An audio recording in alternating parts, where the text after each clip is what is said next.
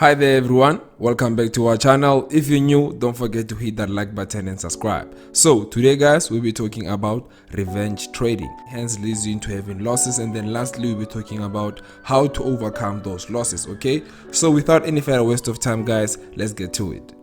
Sometimes trading gets really tough. You make your trade and you think you've got everything in place, it all looks good, then it turns. Even though you've got a system and an approach to trading that has brought you an income, a career in the markets, you still do one thing that you know you should never do. You carry out a revenge trade. Revenge trading has been around as long as trading has, so it's pretty established. You think traders would be better at avoiding it, but it still rears its ugly head, and in some cases it ruins careers. We're going to take a look at revenge trading and identify its key characteristics. Then we're going to focus on a few measures we can take to reduce the chances of it ever happening to you again. What does revenge trading look like? Revenge trading happens after a trader suffers a significant loss. Rather than to look to their strategy and make sensible decisions around the incident, they jump straight back in, and that's when things become really challenging. Angry and determined to come out on top, the trader will find themselves in one of the two scenarios. They will end up plunging a lot of money into a trade that loses, making their losses even bigger, or they will manage to come out on top a little and simply reduce their loss. Either way, the best thing to do is to lick their wounds and regroup, but they don't do this. Why revenge trading is so disastrous? Obviously, losing money through revenge trading is going to bring you problems when it comes to your bottom line, but it also causes other lingering issues. Number one, you're trading according to emotions rather than logic and strategy. This can never work, and you will suffer even more losses as time goes on.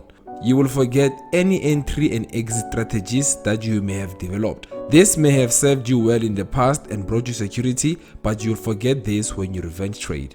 And lastly, all thoughts of risk management will be banished as your brain starts to consider how to beat the system. It's important guys to remember that you can have a very bad day if you let revenge trading take over. You'll end up trading how you feel, and that means you are only doing nothing more than just gambling with your money. With all that being said guys, this means it would be most beneficial for all of us guys to shy away from becoming more of gamblers and becoming more of traders. Okay, now let's say you ask yourself, what is the difference between a gambler and a trader? And the answer to that guys would be their risk appetite. A trader tries by all means to risk less, while a gambler is a person who over risks. So in order for you to understand that guys, let me give you a bit of recap when it comes to risk management. What is the first thing that you think about when you see risk management? How do you go about applying risk management? You must always start with stop loss. First of all, stop loss has three purposes. It's very crucial for you guys to know these purposes. Number one, a stop loss protects your profits. Number two, a stop loss limits your risks. Lastly, a stop loss always reduces your losses. So it's important for you guys to always apply stop loss. The reason why we have a stop loss is because a stop loss is made to invalidate our trading setup. Meaning that every time you analyze a market and you have some chart patterns or trading setups, for them to be invalidated, you must have a stop loss, and hence you limit your risk and reduce your losses. Okay, let's say for example you discover that you have a pattern and your pattern might be a double bottom, right? Let's say the market moves in this manner and then you have a double bottom, right? And you're saying this is your setup. You're saying this is a double bottom. Usually a double bottom is always at the end of a trend.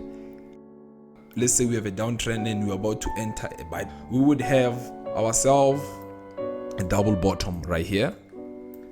So now let's say this is a trading setup. You have a trading setup, you want to enter a buy because you're seeing what? A double bottom. A double bottom indicates that you have a buy because a double bottom is always at a support level here. And this is where you want to have your entry. Your stop loss will always have to be below the support structure, because the moment the market crosses that stop loss, that means this is no longer a buy setup. This setup is invalidated. That is why it's important for you guys to have a stop loss. Let's say you have a different setup maybe. The moment the market crosses that rising wedge of yours and comes back to retest, you want to go for a sell. Let's say this is your setup. You guys must understand that first of all, we do not control the markets. We only input our trading setup and chart patterns when it comes to the market. And in order for us to protect ourselves from losses, we always have a stop loss in place. Okay, let me show you all of these guys in actual market. So this is a weekly time frame, as you can see right here, 1 week. I want to show you how do you go about analyzing a pair. We always make sure that we start from bigger time frames and always dive into smaller time frames. Always use your historical information to understand the current market condition in order for you guys to have potential price movements. So our past always leads us to our future. As we can see right here, in the past we had some sort of resistance here. This was our key level. This was our support, and then it became our resistance. Acted as a fake out. We still ended under below this resistance, and currently we hit that resistance and we're not going for a sell. This is our key level resistance, our major resistance. And right now, what do I see right now? I see that we have up here an uptrending resistance. At the bottom here, we have an uptrending support. Okay, so as you can see right here, guys, we just spotted ourselves an uptrend in a weekly time frame. After spotting your uptrend or downtrend, you need to make sure that you cater for major key levels. Look for turning points in the market in order for you to know what you're looking for currently. Because if you want to enter a buy, you must know that we enter a buy at a support. If you want to enter a sell, we enter a sell at the resistance. In order for you to know that, you must first label them correctly in order for you to know what to do next. Okay, as you can see, this was a very important key level structure here, guys. I want to show you it's always important to cater for the past. Okay, I still see another key level market structure right here. So, and just like that, guys, I spotted my key level structures. We have a support here. Here we have both a support and resistance. And right here we had a resistance. The market finally broke and this acted as a support. And now we hit the final big overall resistance. Okay. Right now, I did say I want to show you guys how do you go about entering your stop losses. Now that you've just analyzed your pair, we do see here we have our buy trend, and then after our buy trend, we do see that we have our support and resistances, meaning if the market didn't currently move here, let's say it was 2017, we were currently around here and the market was at our support, we do know that at the support level we buy. However, you cannot buy if it is the first test of support. We would first wait for the market to hit this resistance again, and when it comes back to the support here, that is when you'd be looking for buying opportunities. But in order for you to enter a buying opportunity, it is definitely important for you guys to put your stop loss below the support. Why? Because at a support, we're looking for buying opportunities. So meaning if the market breaks through your support, it means you're no longer looking for buying opportunities. It's important to put your stop loss below support, because once the market crosses your support structure, it then becomes what? A resistance, which means you're no longer looking for buying opportunities. Whatever setup you had, it is now invalid. That is why a stop loss is important, to cut your losses short, and also understand that we don't control the market, we only follow. So if the market breaks your support, it means it's going to have more sellers in place. So now we know that as support, we'd always put a stop loss below here, and this would be our resistance. Once the market breaks, would then make it our support. At the top here, our resistance. When the market breaks over, that's when it becomes our support structure. So now, what would we want to do if we're currently here and we want to trade or analyze? Okay, so bear in mind, guys, I am not a financial advisor. I'm only showing you guys on how we analyze and how to set your stop loss. Okay, so now let me dive in deeper. We're in an overall buy trend, and I saw that we are at a resistance in that overall buy trend. So currently, what do I see? I see trends in trends. I see that in my buy trend, I still have a buy trend again in my buy trend. All right, as you can see right here, guys. So this will act as our uptrending resistance, and this will act as our uptrending support. And currently, the market is at support level of our uptrend. And with that being said, I still see a major key resistance level here. Every time the market hits this point, it turns.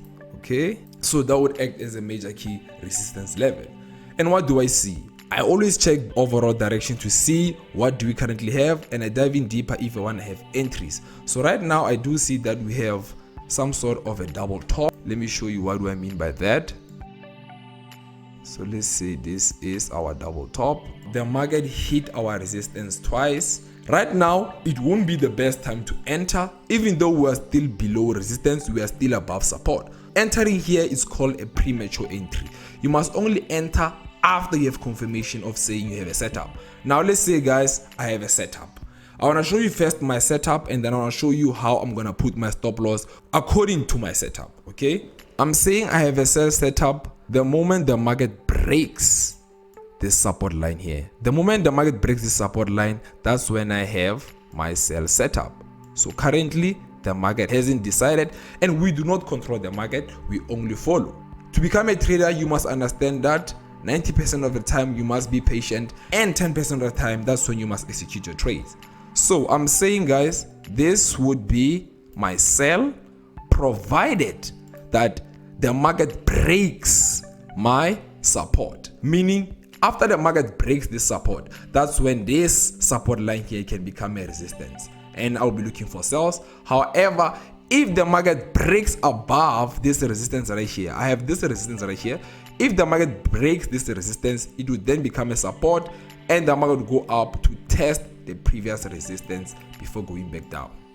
Right now, I'm at a standstill. In order for me to enter, I can either use an order, a sell order, or a buy order. A buy order might be above this resistance because I know at the top here would be at a support looking for buying opportunities. But below this resistance and below this support, I'll be looking for selling opportunities. Now let's say, where do I want to put my stop loss? My stop loss will be immediately above this resistance right here. That is exactly where I'll put my stop loss. As you can see right here, guys, this is where I'm catering to be wrong. The moment it crosses over, I know the market is going for a buy. But as long as it's below this point, I know that we're still looking for selling opportunities. For GBOD, we're currently looking for selling opportunities. However, the market hasn't confirmed. So right now, we patiently wait for the market to see what it has for us before we take a decision. Now let's say I want to enter a buy. You must always try to give the market enough room to breathe, because the market might first always test out here before going back to a buy. Having a too tight stop loss will always get you stopped out before the market goes into your direction. It's best to put your stop loss below this support line here, because once the market breaks this support, you know it's going for sells. If you're looking for selling opportunities, your stop loss must be above this resistance. Give the market enough space to breathe right here to come retest your analysis before going into an overall direction of what you have predicted. Okay, so this is how you properly use your stop loss, guys. Your take profit one would be here, and this would be your take profit two. This is the last lesson of today, how to overcome losses. If you made it this far into the video, we really appreciate you guys. It means you do enjoy our content. Let me not waste any further time. Let's continue with the slides. So basically, guys, I'm going to explain to you what happens when different types of traders take losses and how you can overcome losses, okay? How successful traders come back mentally stronger. A large trading loss can be devastating, not only financially, but emotionally. As defeating as losses feel, how we react to losses, that is more important than the loss itself. Inexperienced traders suffering a large loss can become hijacked by their emotions. Some may try to trade through the pain, denying it, often creating more pressure for themselves. Some may withdraw, sweeping the loss under the rug to avoid thinking about it. Every time you face a loss, you must accept that you took a loss, try to see why you took a loss, and see if you can make notes so that you can learn from it, okay? None of these reactions is constructive. In fact, they can be destructive if you don't learn how to handle losing trades.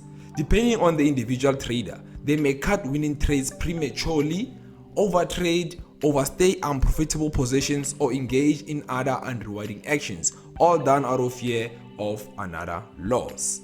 Okay, one major difference between successful traders and failed traders is how they handle trading losses. You cannot win 5 times and only lose with 1 loss. That means your risking is out of order. Successful traders treat losses as an opportunity to learn and improve their trading. Exactly what I said before, guys. Every time a successful trader takes a loss, you take it as a way to learn. You must know that every lesson has a price for you to pay. Anyways, coming back from a large loss is challenging, but success is never accomplished by denying, withdrawing from, or ignoring trading losses. Important tip: Losses can be opportunities to become a more skillful trader. So right now guys, I'm about to give you 6 ways to survive a painful trading losses. Now that you understand how important losses are, I'm going to teach you on how you can learn from them. Number 1, accept responsibility. You made a loss, be sure to own it. Don't brush it aside, hide from it, or blame other factors for your loss. When you take ownership, you control your trading, and that's exactly where you want to be. Every time you say this is my loss, I can very much tell you this, you will most likely not take that very same loss again. Because why? You learn from it. Number 2, stop trading. Take a break to figure out what went wrong. Assess what happened by reviewing your trades. Think about where you fell short. For example, did you take too much risk? Was the trade well planned? Were you mentally ready? Or did you hold a losing trade hoping to avoid a loss? Okay, so every time you feel like things are out of order, relax, calm down, make sure that you get to detach your emotions from trading before you go back to the charts. Okay, number 3, have a plan.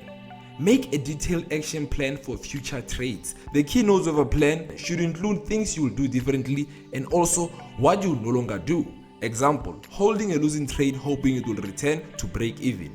Every time you're in losses, have a stop loss. Never use hope in Forex, because Forex doesn't care how you feel, it only follows its own rules. Okay? And then the 4th one, put your loss in perspective. You are more than your trades. You have more other roles that are important to you and others. One trading loss, even a large one, doesn't define your worth. Getting perspective on your life when your trades are down helps restore balance so that you can take steps to turn your trading around. Okay? Number 5, be inspired.